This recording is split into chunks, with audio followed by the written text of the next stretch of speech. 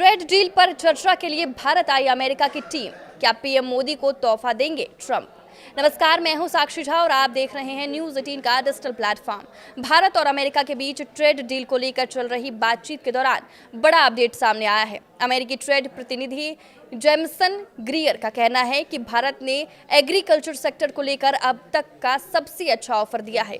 ताजा media report के मुताबिक अमेरिकी किसानों को भारत के बाजारों तक ज्यादा पहुंच मिले, इसके लिए बातचीत चल रही है। ज्वार और सोयाबीन जैसी फसलों के लिए घरेलू मार्केट खोलने पर चर्चा हो रही है। इस पर बातचीत के लिए अमेरिकी अफसरों की टीम नई दिल्ली में है और कृषि से जुड़े मुद्दों पर चर्चा कर रही है। कहा जा रहा है कि इस बार भारत ने बाजार खोलने में दिलचस्पी दिखाई है।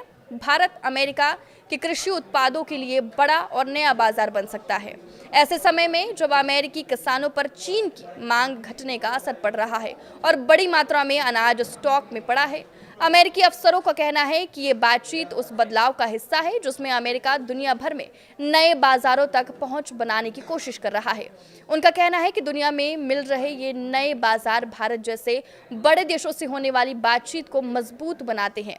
कृषि के अलावा दोनों देशों के बीच कुछ और मुद्दों पर भी बातचीत चल रही है। 1979 एयरक्राफ्ट एग्रीमेंट के तहत विमान के पुर्जों पर जीरो टैरिफ लगाने की बात काफी आगे बढ़ चुकी है।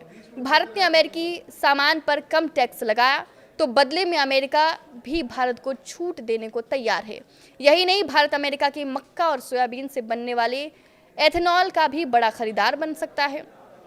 यूरोपीय यूनियन समेत कई देशों ने अमेरिकी एथेनॉल और ऊर्जा उत्पादों के लिए अपने बाजार खोल दिए हैं और आने वाले साल में करीब 750 अरब डॉलर की खरीद का वादा किया है। ऐसे में भारत दौरे पर अमेरिका की हाई लेवल ट्रेड टीम से चल रही बातचीत पर सबकी निगाहें टिकी हुई है। अब इस दौरे का मकसद है दोनों देश नई द्विपक्षीय ट्रेड डील की फर्स्ट स्टेज को आखिरी रूप देने की कोशिश करें, यानी वो डील जो भारत अमेरिका के बीच लंबे समय से चर्चा में थी उसे पूरा करने की दिशा में कदम बढ़े। पिछले कुछ महीनों में भारत और अमेरिका के बीच व्यापारिक रिश्ता काफी खटास भरा रहा। अमेरिका ने भारत की हाई टैरिफ और ट्रेड घाटी की वजह से 25% टैरिफ लगाया है।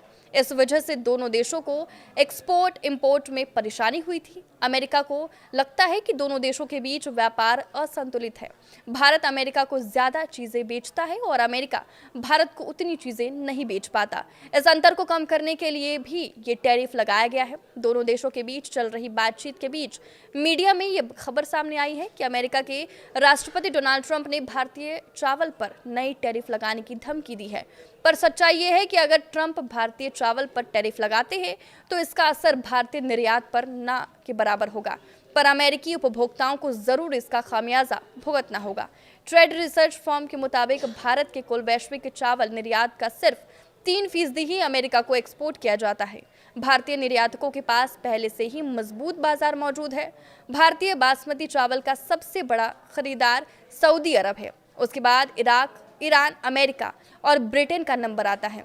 वित्त वर्ष 2025 में भारत ने अमेरिका को $392 मिलियन मूल्य का चावल निर्यात किया था। अमेरिका जाने वाले चावल में 6% बासमती चावल और बाकी नॉन बासमती चावल होता है।